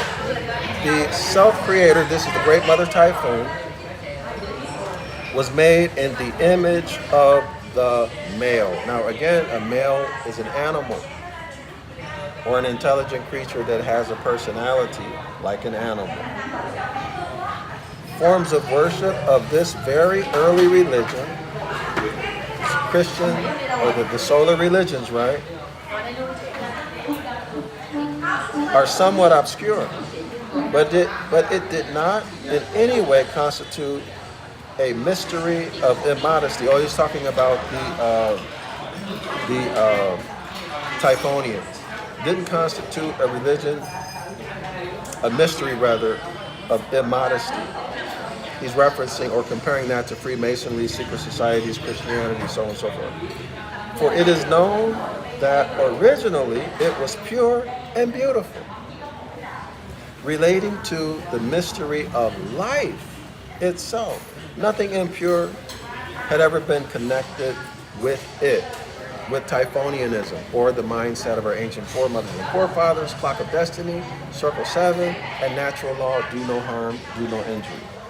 All that was claimed to be obscene and anathemized as unclean was due to other and later interpretations. In other words, they slandered and libeled us. It represented the naked nature of primal beginnings. Oh, it represented the Hermetic Laws, the principles that undergird the physical universe and consciousness, okay? There was nothing gross in it, like there's gross stuff in Freemasonry, in the Christian religions. I saw a video today that said that the governing body of the Jehovah's Witness organization are being sued in New York because it was negligent or it was involved in, these are the allegations that are made, protecting over 20,000 pedophiles, known pedophiles in that organization. This was in, I think, 90, I don't remember the year. It could have been in the early 90s.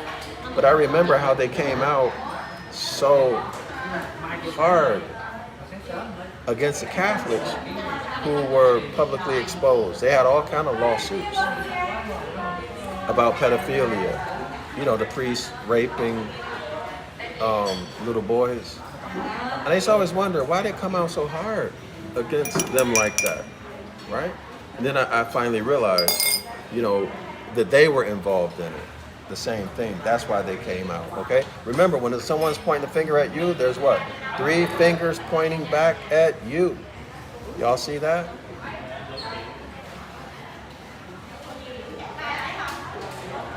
In other words, projection. Okay, y'all? He continues. It represented the naked nature of primal beginnings. So this would be, again, the Hermetic Laws.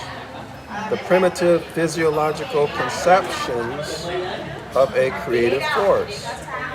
The same thing, okay? Except for creative, it would be a transformative or transforming force, right? Energy cannot be created or destroyed. It can only be transformed from one thing to another. The energy is consciousness. Consciousness is mind. Man is thought made manifest from the soil. Thought is a function of the mind. So therefore, man is eternal. Okay? The autochthonous man is eternal. This religion finally passed into Judea, making its home in Jerusalem, quote unquote. The branding of the Sut Typhonians as the fatherless ones, religiously speaking, came through the worship of the mother and child, who became the harlot of Revelation. So y'all see the slander and the libel? And the bastard of the Osirians. The Osirians are the ones who conquered us. Okay? And put us in the mindset of reckoning time by the sun and religion, external deity worship. Okay? I'm gonna leave it at that. So let's let me check the time. So let's go back to our book.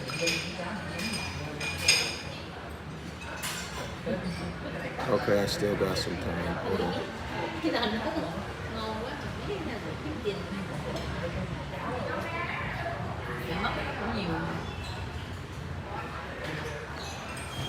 Shit.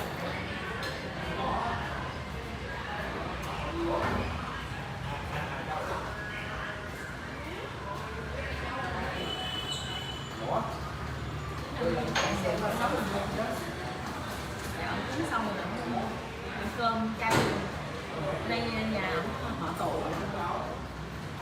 thầy cái thầy pháp là chuyên kiểu buồn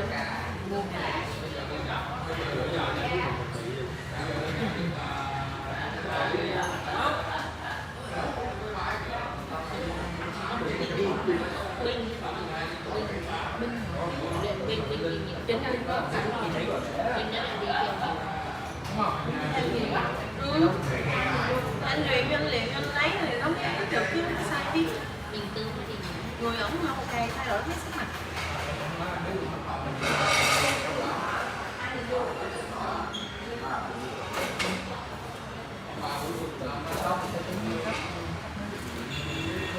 chứ anh không biết cái con bé mà quảng cáo là nhỏ nhỏ ông bữa em nói anh rồi mà nói bữa đó luôn mà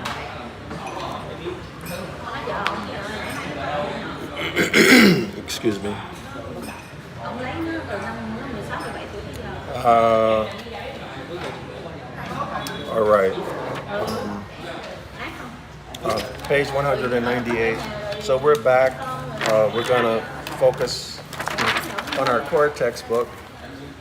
So page 198. Okay. The Astrology of the Old Testament, page 198.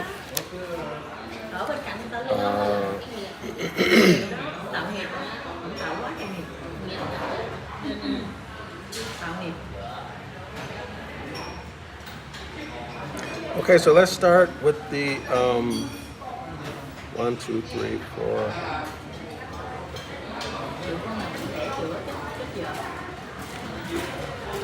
Let's start at the fourth line down. Keep it consistent. We'll start with the fourth line. Taught also the ancient Mahatmas to prolong life was the priests of the Escheat sun. So these are Osirians, the ecclesiastical class in religion, instructed to withhold this knowledge, y'all, to withhold it from the base, rabble, or uneducated teacher. Here is the introduction of the mystery schools. This was meant to harm us.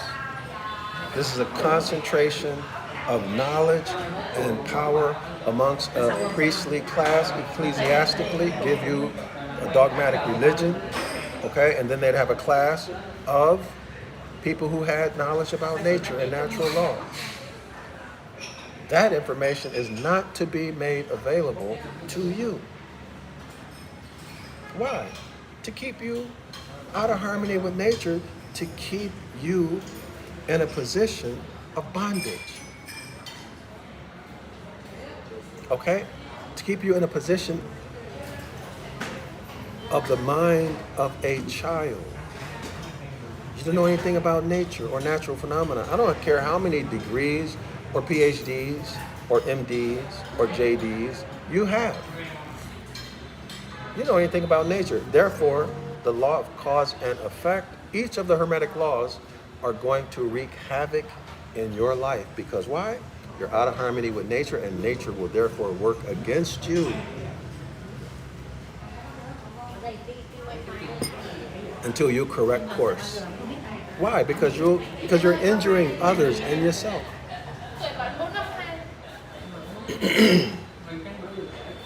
Let's continue. That they might not become like one of them, so that the masses might not come to know natural law.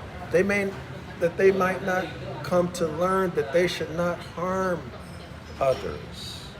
They should not injure others. They should not look to external deities to solve their problems. But that they should look to themselves.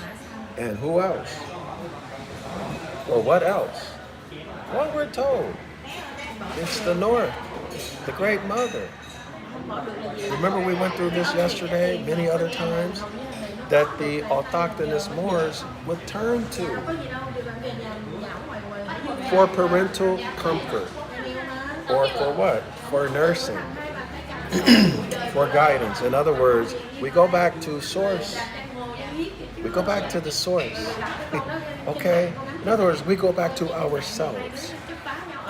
We go back to ourselves. Okay, y'all? Let's continue. In other words, what do? We live according to principles. Love, truth, peace, freedom, and justice. Circle 7, clock of destiny. And the law that governs interactions, commerce between intelligent beings who know the difference or who can perceive the difference between right and wrong. Or let me not say right and wrong, I don't like that. Right and wrong is relative depending on where you're at in the world. Something that's right in one culture can injure someone and be right in another culture. Y'all understand? So those people who can understand the difference between injuring or harming and not injuring and harming others. Okay, y'all? So let's continue. So the purpose is that you might not become like one of them, like one of the priestly class in your knowledge, okay? And thus put their knowledge to common and base uses. And also by the multitude being well instructed in natural law and the instructions of our ancient foremothers and forefathers, circle 7, clock of destiny, the circumpolar zodiac. Do no harm, do no injury. They would be less likely to be imposed upon. In other words, the ecclesiastical class wouldn't have anybody to put in bondage. Nobody would want to hear their BS. Okay? In other words, they'd have to get a job and start working for themselves. And you'd get your birthright back, right? Okay? So if you knew this stuff, if you knew Circle 7, if you knew Clock of Destiny, if you lived according to the principles love, truth, peace, freedom, and justice, do no harm, do no injury, the priestly class, you couldn't be imposed upon. You couldn't be manipulated, used and abused. And they would then ascertain that knowledge was power and not the priests that possessed it. In other words, knowledge, that's inside of you. So you're the power, not the priest class. If not the priest class, not the external deity. You're the power. Power means the ability to act. In other words, know yourself. This is why Prophet Noble Drew Ali said, after you study everything, I'm paraphrasing, study yourself and then study yourself some more. Okay? And in doing that, you eventually come to Circle 7, Clock of Destiny, do no injury, do no harm. You eventually come to the awareness of the workshop of your mind, which you enter to do your quote-unquote God stuff, to be God, to create reality, to heal yourself, to get, do, be, and have what you want, and to assist others in their happiness, in their contentment, in their riches, in their wealth. Okay, y'all? The workshop of the mind. You begin to learn to know who you are. Now, what do you need a priest for? What do you need external deity for? Nothing. Nothing. Okay? And the priestly class know this. All right, y'all? And they would then ascertain that knowledge, you learn who you are, okay? And the instructions of your ancient foremothers and forefathers, okay? The knowledge was power, that you are power, and not the priest that possess the knowledge of what we just talked about, okay? And that by study, we're studying now, purification and self-government. Self-government. Self-government. You govern your own mind. This is the Republican form of government that our ancestors ordained in the Constitution for the United States of North America.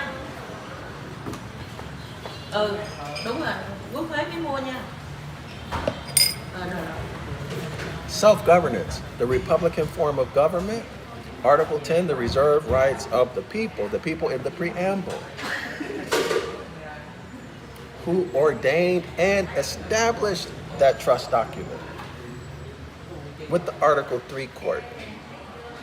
Okay? Consular jurisdiction.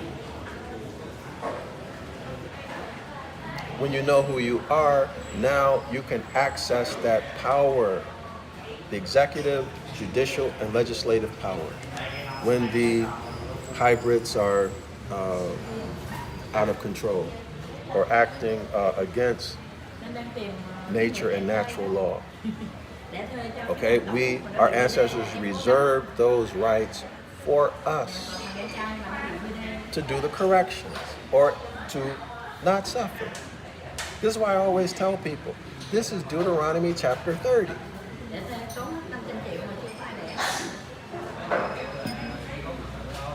Okay?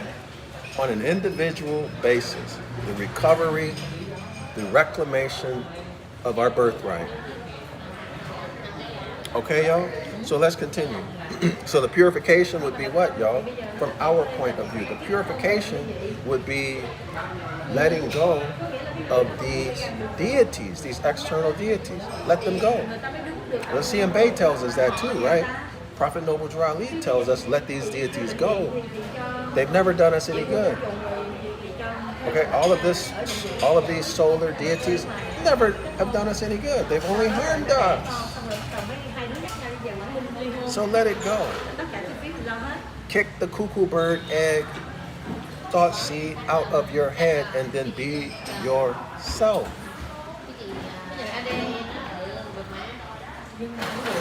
Stop being. Well, y'all know what I'm thinking, right? So purification. The Hermetic Laws, this would be what? This would be higher self, lower self. So in a stateless person, to be a religionist, Christian, Muslim, all of that stuff, Islam, all of that, or a person who's in the solar astrology, lower self. You have to transmute up. Okay, lower self, winter solstice, evil, darkness, according to the solar zodiac. You must transmute up. This is the law of polarity. Higher self would be the Christ, the summer solstice. You have to transmute up and become the Christ, the Son, S-O-N, of God in the solar projection. Right, y'all? Of course, in our mindset, you'd have to become Sut, S-U-T, or the 7 men and women who were given birth from the Great Bear, the thigh of the Great Bear. We talked about it in the class yesterday. So y'all can watch that video. Okay, y'all? So you have to transmute from lower self to higher self. And then you have to, so here's the law of, here's higher self and lower self. Transmute means move up the line. So you need to transmute from lower self to higher self. This would be the solar zodiac projection, right? The higher self would be having your head in the north celestial pole. Y'all with me? Okay? And you'd have to polarize higher self behavior in the higher self region or the north celestial pole. You need to I'm speaking about the Hermetic Laws. Okay? So once you polarize in the higher self region, the law of cosmic habit force will take over. Okay, and you can easily, without thought, act in the higher self. The same way you are easily acting in the lower self without any thought. Because that's the law of cosmic habit force, controlling that. Okay? So you need to get rid of that cuckoo bird egg, thought seed, and behavior. It might be easier said than done, but it takes practice, takes years. Well, it took me years. Anyway, let's keep going.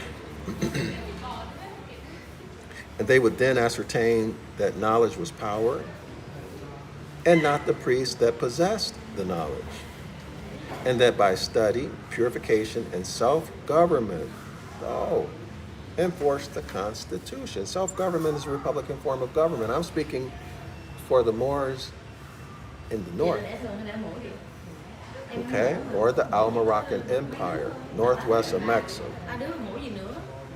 And they, so enforce the Constitution and our treaty, Treaty of Peace and Friendship 1836 between the Moroccan Empire and the foreign United States of America. So in self-government, they could likewise become as the priest themselves. This is what Noble Drew Ali told us. Okay? So if you become the priest, well, you need to save yourself, right?